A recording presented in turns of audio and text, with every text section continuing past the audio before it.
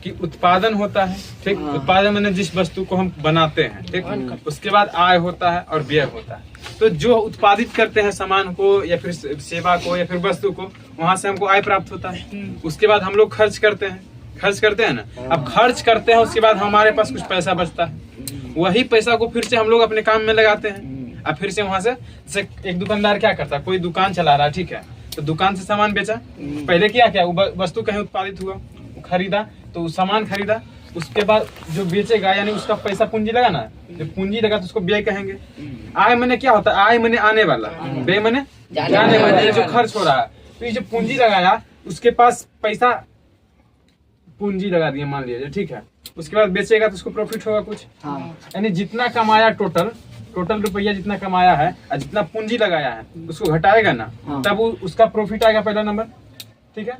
अब इस प्रॉफिट में भी उसका फिर से सामान जाके खरीदना पड़ेगा। प्रॉफिट बच गया उसको एकदम कि हाँ ये मेरा पैसा अब है, लेकिन अब फिर से आगे दुकान चलाने के लिए उसको क्या करना पड़ेगा, सामान यानी फिर से पूंजी लाना पड़ेगा। तो सारा पूंजी फिर से लाएगा तो क्या हुआ, यहीं पे यानी कि उत्पादन जो हो रहा है वस्तु का, ठीक है, उसके बाद उससे जो उत्पादन हुआ है उसी को बेचने पे हमसे आय प्राप्त होगा, यानी पैसा मिलेगा।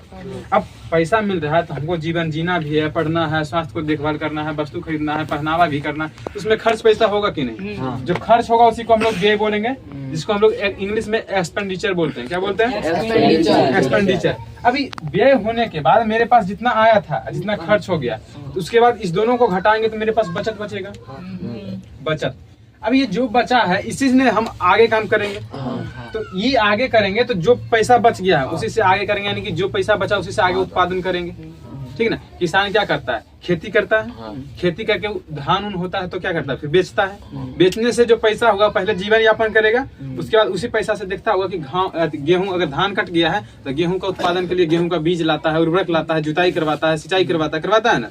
यानी कि फिर से वो चाहे क्या करेगा, फिर से उत्पादन के काम में देगा, यानी उत्पादन करेगा, बेचने से आय प्राप्त होगा, फिर से खर्च से जो बच गया व्यय हुआ, उसके बाद जो पैसा बचा फिर से उत्पादन करेगा, यानी चक्र क्या होता है, चलते रहता है। इसी को हम लोग आय सृजन कहते हैं, यानी कि आय सृजन करने का एक तरीका है। क्या है? तरीका।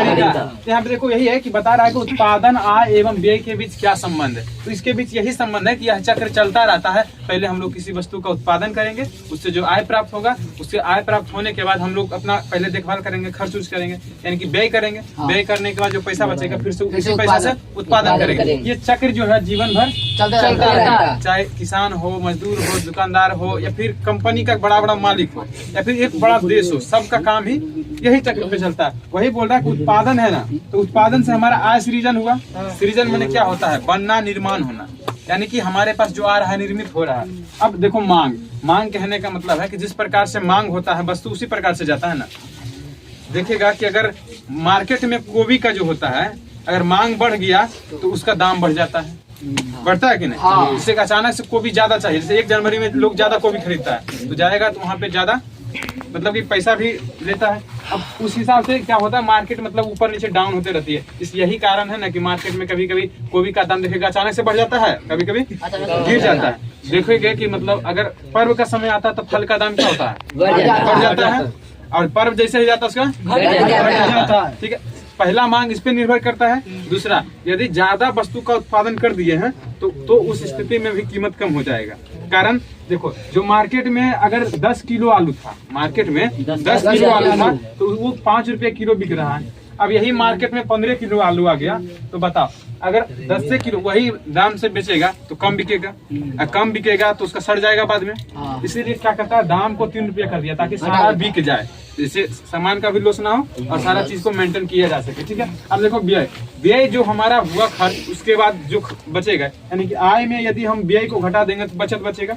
बचत से फिर से पुनः उत्पादन वृद्धि प्रेरणा, यानी कि फिर से हम लोग पुनः उत्पादन करने लगेंगे। अब यहाँ पे देखो एक सवाल आता है, बहुत ही इम्पोर्टेंट है कि आय का गरीबी के साथ संबंध स्थापित करें, यानी कि आय जो है वो गरीबी के साथ क्या संबंध रखता है। तो देखो, अगर जिसका आय ज्यादा है, जैसे कोई ए नाम का व्यक्ति है, कोई बी नाम का व्यक्ति है, अगर ये ज्यादा पैसा कमा रहा है, इसका आय ज्यादा है, इसका बचत भी ज्यादा होगा, होगा कि नहीं। अगर बी नाम का व्यक्ति है, इसका आय कम है तो इसका बचत भी कम होगा, ठीक। तो इसका आय ज्यादा है तो बचत भी ज्यादा होगा, और इसका आय कम है तो बचत भी कम होगा।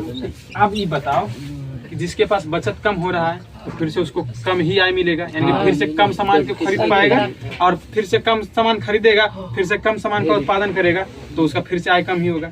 यानी कि अगर आय कम है तो आय कम है तो बचत कम, बचत कम है तो फिर से निर्माण कम, निर्माण कम है तो फिर से आय कम, यानी ये चक्र चलता रहता है। इसी को हम लोग कहते हैं कि गरीबी के साथ संबंध स्थापित करके किसका, आय का। यदि आय ज्यादा है तो आप लोग धीरे धीरे बढ़ सकते हैं, और अगर आय कम है तो आप लोग धीरे धीरे उसी चक्र में रह सकते हैं। इसी को हमारे जो प्रमुख अर्थशास्त्री थे रेगनर नक्स, उन्होंने इसको क्या कहा था, गरीबी का कुचक्र। सुबह के क्लास में कल शायद पढ़ाए थे ना कि गरीबी का कुचक्र किसे कहा जाता है। तो यही सारी चीजें थे और इसमें ज्यादा कुछ है नहीं, ठीक है। इस चीज को याद रखना है। अगर समझ नहीं आया होगा तो फिर आप वीडियो को रिप्ले कर सकते हैं, और आपको नहीं समझ आया है तो आप हमसे पूछ सकते हैं।